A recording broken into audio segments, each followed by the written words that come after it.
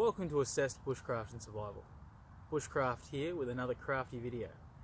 Today I've been challenged to talk about my personal opinions, theories, tactics about surviving a mass transit incident.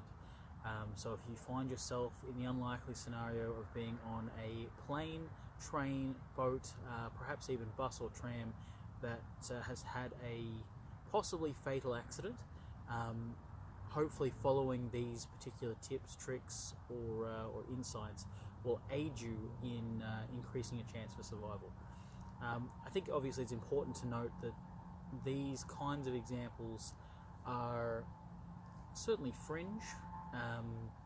Some of them are, I guess, more likely to occur than some of the other topics that we might cover on this particular channel.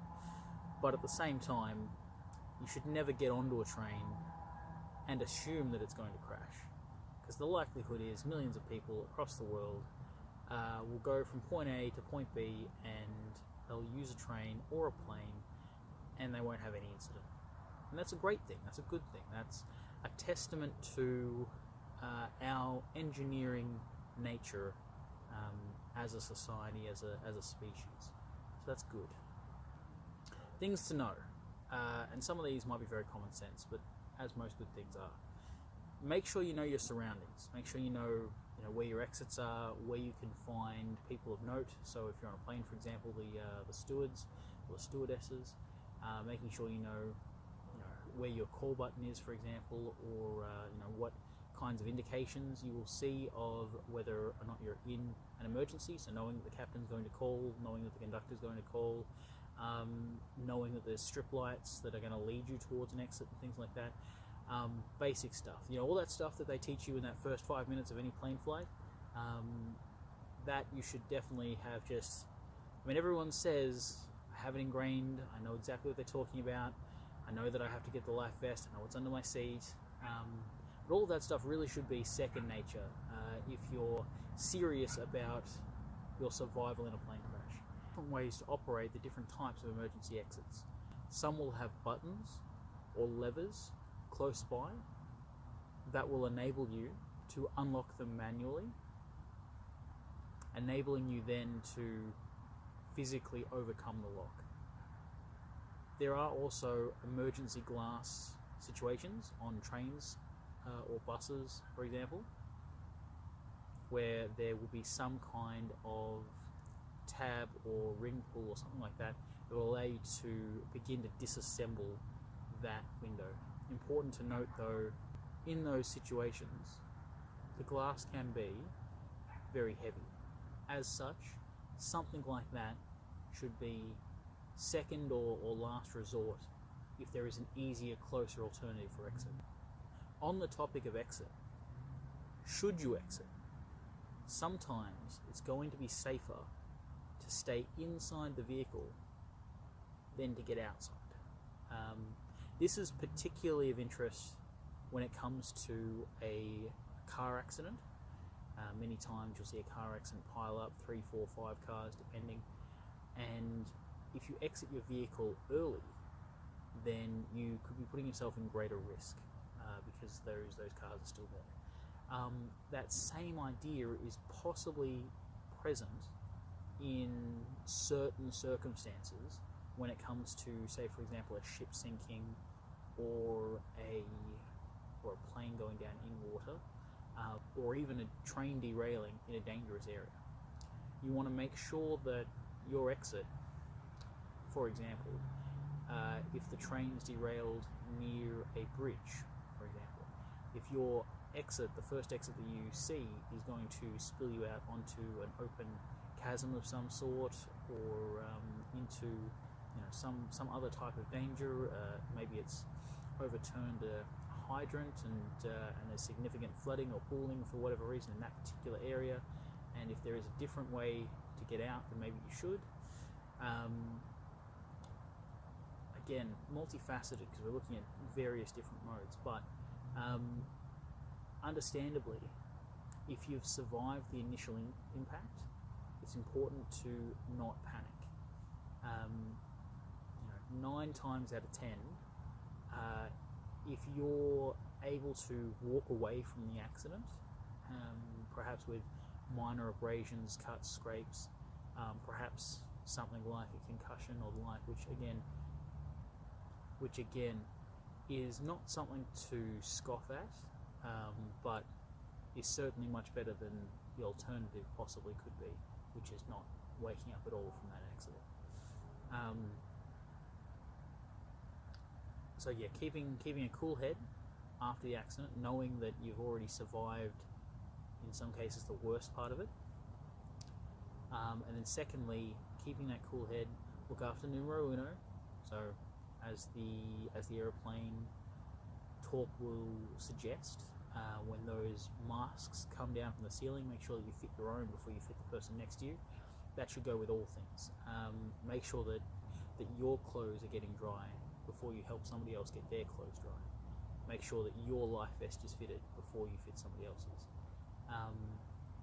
That's assuming that your ultimate goal is your survival. If you've got a child and your most important concern at that point in time is to get it on them to make sure they're safe, look, I will tell you that it's a noble suggestion, but truly, if you're not there to help your child after the next bit, then that initial survival is going to mean naught. So I would still implore that you look after yourself first, so that way you and the wealth of knowledge that you've created up until that point are going to stand as the best asset to those around you, especially family and things like that are involved. And that's, depending on where you sit, it's possibly an unpopular belief. I mean, a lot of parents, it's your son, your daughter, you want to make sure they're looked after.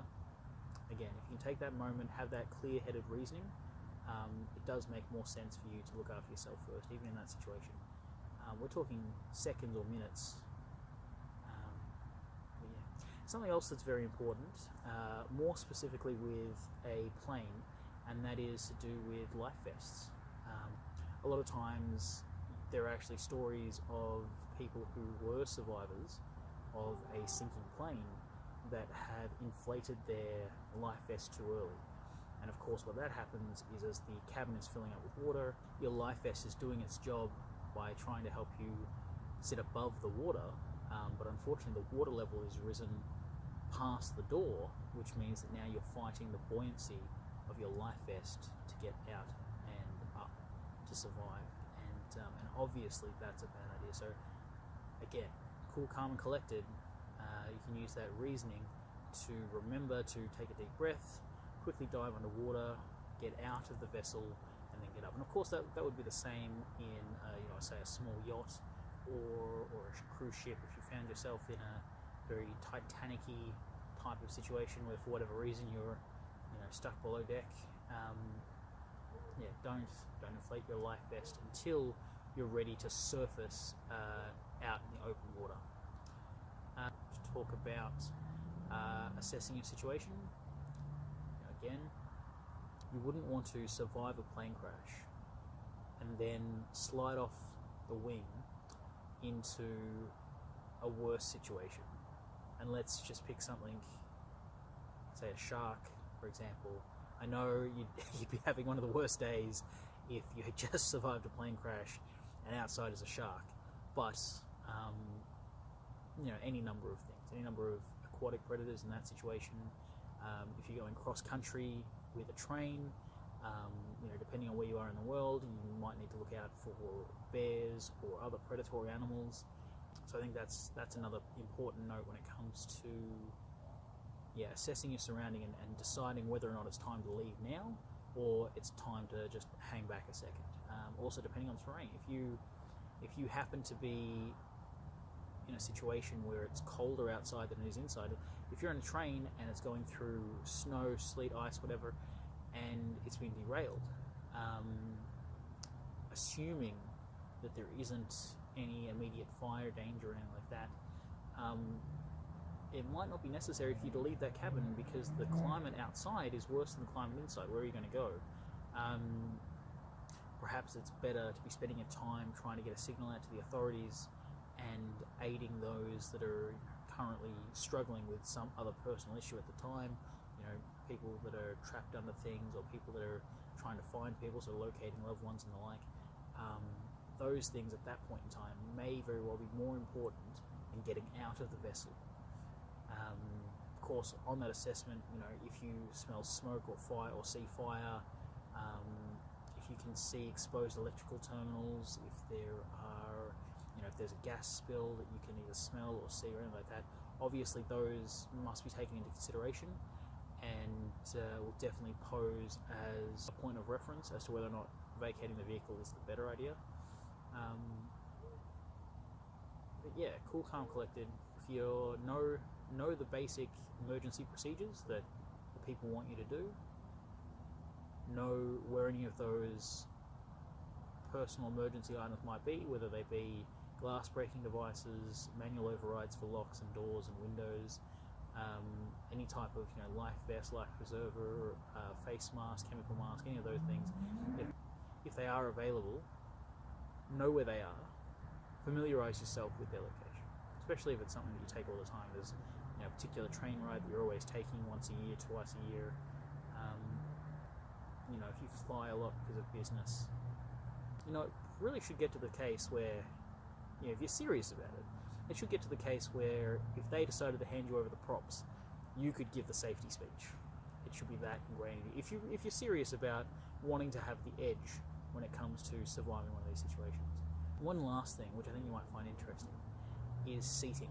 Where you sit can actually play quite a vital role for you. Most notably in a plane or a train. In a plane, you would like to sit within 5 rows of an emergency exit, and if you can, you'd rather sit at the back of the plane.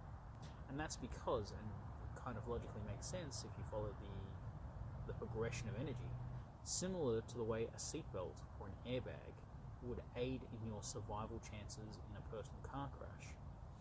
If you're sitting at the back of the plane and your plane goes into a nosedive, then obviously the nose and the middle section of the plane are all going to act as a fuselageal buffer to your survival, increasing the amount of energy dissipated into the crash and enabling you to hopefully survive that crash, that initial.